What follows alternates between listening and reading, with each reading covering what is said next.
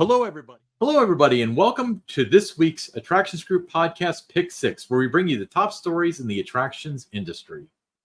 Well, before we delve into this week's Pick Six, sponsorship packages of the Pick Six are available. The Pick Six is a great spot to advertise your small business. Get thousands of eyeballs from YouTube and ears from listeners of the Attractions Group podcast on Apple, Spotify, Google, and more each month. You can direct message us on X at attractions_GRP or just email me, dhelbig@cincy.rr.com. Ryan, what's the first story? Yeah, so let's start off at the beginning, keep it in the tribe, right? So Six Flags Fiesta Texas in San Antonio will kick off its Fright Fest event on September 7th. Man, that's early. This year, the Halloween event will run on select nights through November 3rd and feature 2 new haunted experiences themed around the Conjuring universe and Stranger Things, along with 5 new scare zones and 6 haunted houses. I haven't been to Fiesta Texas. I imagine they do a fantastic event, with just based on everything I've heard. Yeah, everything I've heard about their event, not just this event, but all their events, is that they're all really well done. I like that in addition to the 2 new mazes, they are adding 5 new scare zones. That's huge. I mean, a lot of parks, it's kind of, they roll out the same thing for several years and maybe add 1 new maze, maybe 2. But I like the fact that 2 new mazes, 5 new scare zones. They got a total of 6 haunted houses, and then you also have the rides and the other attractions there that are also open. Yep, great park, great people. Next up, Disney Experiences chairman Josh D'Amaro. He announced details of the several projects that are planned for its Disney parks around the world during a D23 fan club event in Anaheim, California. The projects include Monsters, Inc., Land of Hollywood Studios in Florida, a new Lion King ride at Disney Adventure World in France, a Spider-Man themed coaster at Shanghai Disneyland in China, 2 Cars attractions in Villains Land at Disney's Magic Kingdom, and Coco themed rides at Disney California Adventure. Now, for me, Ryan, of all the things that were announced here, I'm most excited about the Villains Land. So a lot of thoughts about this. I did want, nobody was allowed to stream this. So I was trying to find it. Maybe they were streaming on Disney Plus, but they weren't. But of course, somebody got a phone in there. So I did watch a stream of this. I have many thoughts, and I'm not going to bore you with all of them. But sticking with Disney World, Villains Land, the rumor going around, the internet buzz from the Mousers and the Pixie Dusters is that the reason why it was vague is because they're not certain if that one's a blue sky or if it's actually going to happen. Cars Land is going to be replacing Rivers of America and Tom Sawyer Island. People are up in arms about that. Tom Sawyer Island, I feel like most people are in agreement that needs to go. It's a very quiet area of a very, very busy park, so they need to better utilize that land. I agree with you there. They're gonna fill in the Rivers of America and get rid of the riverbed, and people are up in arms about that. But I saw a tweet from, I think it was like a former Disney engineer, and she said that the reason why they kind of have to do that is because the basin for that is a concrete basin. It desperately needs work, and regardless of what they do, they're going to have to drain it and redo it like sooner than later. And on top of that, the area where Tom Sawyer Islands was not only was not big enough for their vision for Cars Land, but it also would have prevented bringing in the proper equipment and stuff because of the water there. So that's kind of a bummer. The Monsters Inc. thing is apparently this is just a rumor, of course, but they're looking at either making it over kind of like where the animation square went, like past the Voyage of the Little Mermaid, that's going to reopen here in a couple weeks or whatever, towards the launch bay, and that's where it should go, by the way, or they're going to replace Muppets in 3D with it, which I really hope they don't, because I love that attraction. But at least they're announcing stuff is actually happening rather than just ideas. Yeah, Cars Land. Have you seen Cars Land out of Disneyland? No, I've watched a POV of the ride. It looks amazing. Same ride system as Test Track, from what I understand. Yeah, so I mean that's really well done out there. So that's very exciting if your home Disney park, I guess, is in Orlando. Yeah. Next up, don't worry, we'll be coming back to Disney and D23 here. Six Flags Great Adventure and Six Flags Over Georgia have announced delays in the opening of their new roller coasters, pushing the debuts back from 2024 to 2025. In social media posts on Monday, the park shared the news with fans, explaining that construction on the attraction has been slower than anticipated. Great Adventure in Jackson, New Jersey was set to celebrate its 50th anniversary this summer with the launch of Flash Vertical Velocity, a Vekoma Super Boomerang coaster. However, the coaster's layout wasn't completed until May, and as of today, the trains have yet to appear on the track. Similarly, Six Flags Over Georgia has planned to open the Georgia Surfer, an intimate ultra surf water coaster, in 2024. The ride's construction also faced delays, compounded by the challenge of opening a water attraction during the colder fall months. Both parks emphasize that they are not rushing the construction process, aiming to ensure quality experience for its guests. The delays come as Six Flags undergoes significant changes following its merger with Cedar Fair last month. The new leadership team, mostly comprised of former Cedar Fair executives, including CEO Richard Zimmerman, inherited these projects from the previous Six Flags administration. So with this writing, was Vertical Velocity, the circuit was actually built in May, or is that when they finalized the design of the circuit? It looks like it was completed in May, but you look at where we are with the operating calendar. Six Flags Over Georgia, daily operation, done. You're down to the final days there with Six Flags Great Adventure. So why not just wait till next year?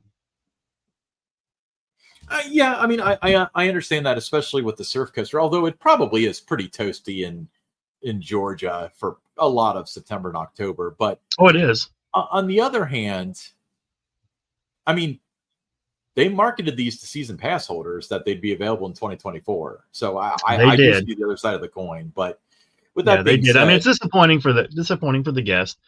But at the same time, when you are where you are right now at this stage of the season, if you have something that's supposed to be a major new attraction, just hold off to the next year and get it off to the right start. Yep. So hopefully that ends up going very, very well. Next up, we have get ready for an exciting new journey when a reimagined test track presented by Chevrolet debuts at Epcot in 2025. Experiences showcased at D23, the ultimate Disney fan event. Walt Disney Imagineering is teaming up with Chevrolet to push the boundaries of innovation and celebrate humanity, or humanity's enduring drive toward a brighter tomorrow. But before we accelerate too quickly, the new test track will honor today's advancements while also paying homage to the past, present, and future. The queue will feature 6 distinct exhibits, each celebrating the vehicles and the people behind them that push the envelope and drive us forward in our journey through motion. New show scenes will immerse guests in technological advancements, illustrating how our lifestyles and relationships with mobility connect us all. The experience will include a joyride through scenes highlighting onboard technology, customization, and personalization, followed by a scenic outdoor route that reminds us of the simple pleasures of driving, enjoying the world around us, and spending quality time with loved ones. Now, they've done several different updates on this through the years, but this sounds pretty exciting what they're doing, Ryan. It's funny because that was a very large paragraph you just read, but I still don't feel like I know anything about this ride. The way that I interpret it is maybe the queue is going to be themed starting with like the Model T and going up to like the electric car. Because Chevy does make EVs, but the ride experience itself, I mean, that may be something they're still designing, knowing Disney. I don't think that the ride layout has ever changed. I think it's just the contents inside that have changed. And there's no reason to think that'll be ever different this time. No, but it sounds pretty cool. I mean, I like the way that, they continually update this attraction. Like I said, through the years, it's been done now, 3 or 4 different times they've updated it. I think I've written 3 versions myself, Yeah. But my understanding is General Motors has a lot to do with, because Disney's notorious for saying they're going to do something, and then if it does happen, it's 3 years from now, and then it takes them another 5 to build it. GM pays for a lot of this stuff, so that's why it's like, okay, they closed it in 2024, and then they're opening what did they announce? 2025. That's the way it should be for something like this, right? Right. Okay. Staying at Disney, this is also another D23 thing because D23 is kind of a big deal if you guys hadn't noticed yet. But picture this: you're nestled on Main Street, USA, surrounded by loved ones, eagerly awaiting the start of a nighttime parade. Maybe you're savoring a churro or a Mickey's ice cream bar or eyeing a nearby popcorn cart. The lights dim, the music swells, and suddenly you're witnessing a brand new nighttime spectacular at Magic Kingdom Park. The magical moment is closer than you think. In the summer of 2025, a brand new parade will debut at the most magical place on earth. Broadway stars and former Disney Live Entertainment cast members Rachel Potter and Eden Espinosa took the stage at D23, the ultimate Disney fan event, during the Horizons Disney Experience, the Verizon Disney Experience showcase to make this monumental announcement. The all-new parade titled Disney Starlight is set to light up the Magic Kingdom next summer. Now, a lot of people were excited because they haven't had a nighttime parade in a long time. But to clarify, during the parties, Christmas and Halloween, they do a nighttime parade. Right. So this is pretty cool. Magic Kingdom's almost always open late unless they have one of those parties. So this is very appropriate. And they can run it twice most of the year, I'd say. Maybe 9 and 11 or something if they're open till midnight. So yeah, I've always enjoyed the nighttime parades at Magic Kingdom, so I'm looking forward to this. So you will probably, you have that annual pass, but you will probably maybe run into me at one of the Disney parks next summer. So I'm really looking forward to this, though. I think, I'm a big fan of parades, and I don't think anybody does parades better than Disney. Parades or fireworks, Don? Which one do you like better? At Disney parks or just in general? In general. Parades. All right. What about at Disney parks? Parades. Okay, that's incorrect. Fireworks are better. Well, okay. I mean, it depends what else there is. If it's, Ryan, if it's just fireworks, we're talking just fireworks. Versus are Disney fireworks parade. just fireworks ever now? You said fireworks. You didn't say Disney fireworks. You just said fireworks. No, by the first That's question a whole was other fireworks. ball game. That's now, why you're talking Disney. That's why I did not object to your answer. Yeah, if you're doing Disney fireworks, that's a whole different ball game right there. Again, nobody does fireworks better than Disney when they do some of those things. So, yeah, I mean it's going to be spectacular. We know it. I mean that's what they do. What's funny is I remember before I was involved with fireworks because I did a stint of about 3 to 5 years. I can't remember how long it was where I worked for a firework company on the side. But how many different jobs have you had? I mean, everything you've done is on the side. I've had like 5 major jobs in my life. I've always stayed at jobs for a really long time. But, I did the video board for independent baseball. I was a pyrotechnician. I repoed cars. Just, I love trying new things. But anyway, that's not Charlie side hustle is what they call me. But I remember even my first visit to Disney, I think it was 2008. Well, my first visit as an adult, loving illuminations because it was lights, it was everything. It told a story. But I thought Wishes was incredibly boring because I felt like it was just fireworks behind the castle. Nowadays with the projectors, yes, that was a game changer. Oh my God, yeah, that you could do the projectors. In fact, my understanding is that they've actually cut down the amount of fireworks.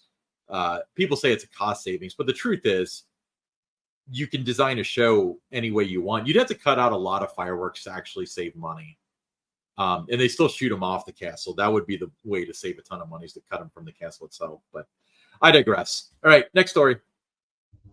The next story, a new record-breaking roller coaster is set to take the spotlight north of the border.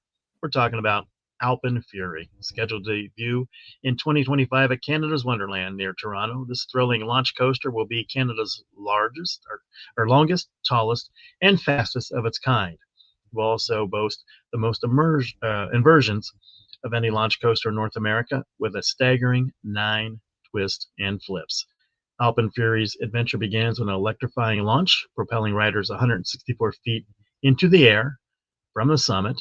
The coaster spans approximately 3,200 feet, almost 3,300 feet, 3,280 to be exact, across the park, reaching speeds of around 71 miles per hour as it navigates through its intense inversions. Designed by Premier Rides, Alpine Fury will be Canada's Wonderland's 19th roller coaster and the 4th to interact with the iconic Wonder Mountain.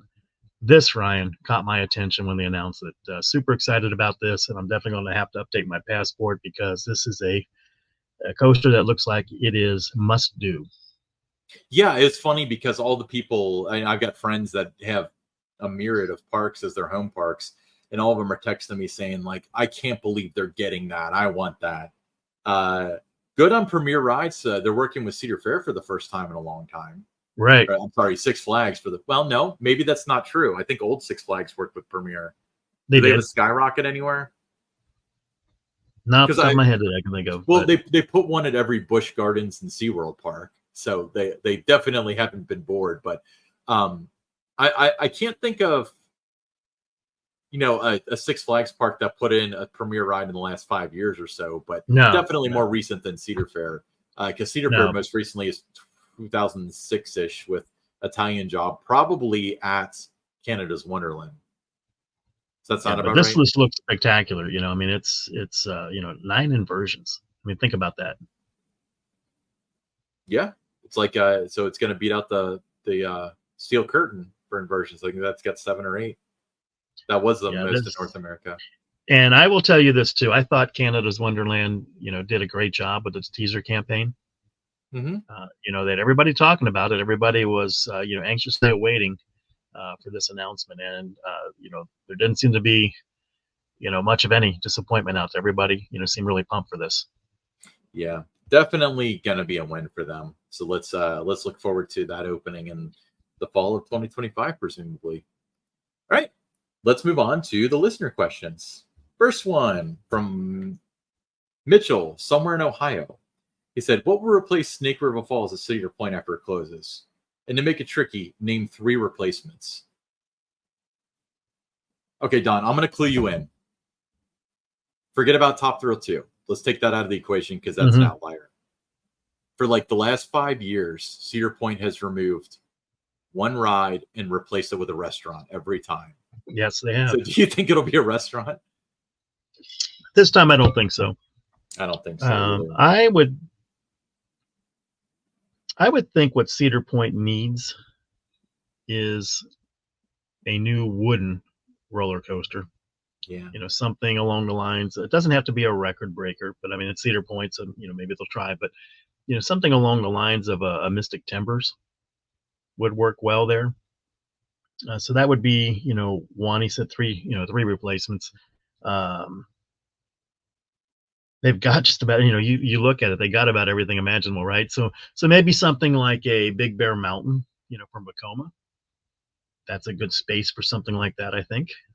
Yeah. And Eurofighter would be another good one. Yeah. Maybe a flying coaster. I feel like flying coasters are kind of passe at this point, but if anybody could pull it off, it would be Cedar Point. Yeah, so I think between what you and I were both talking about, I think we've got our 3.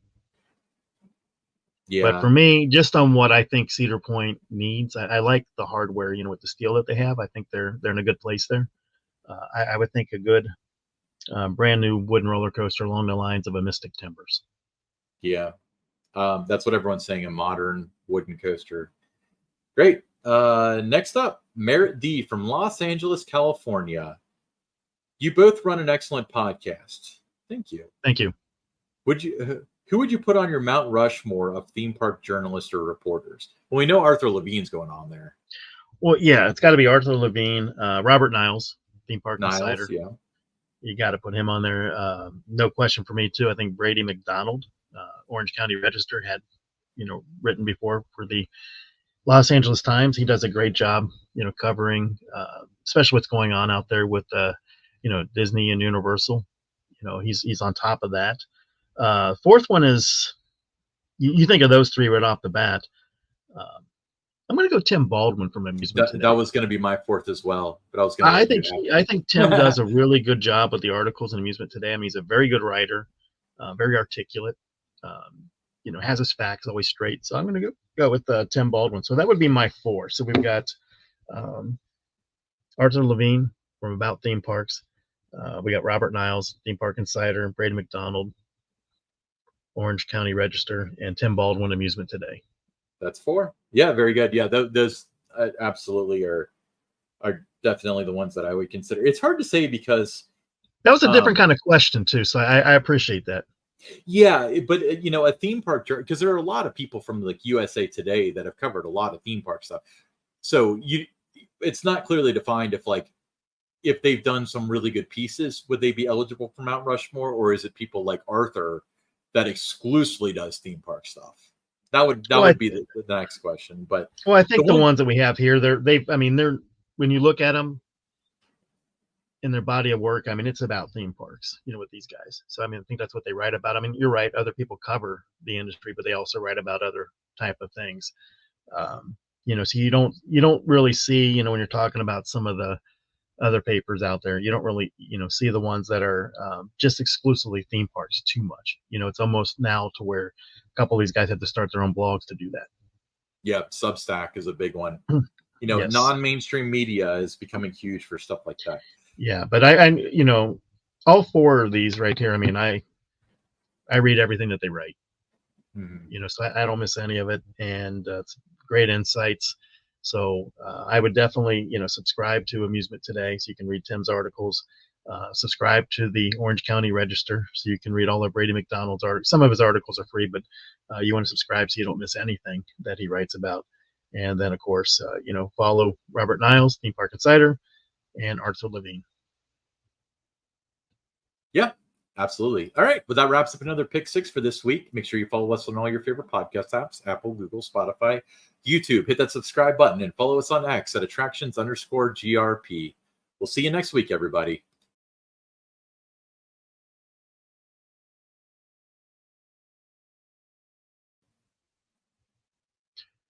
The bloggers and influencers that are on Kings Island's media list for press releases and media day events, they're expected to serve, kind of as shills for the park and its communications department. It says so on the content creators policy.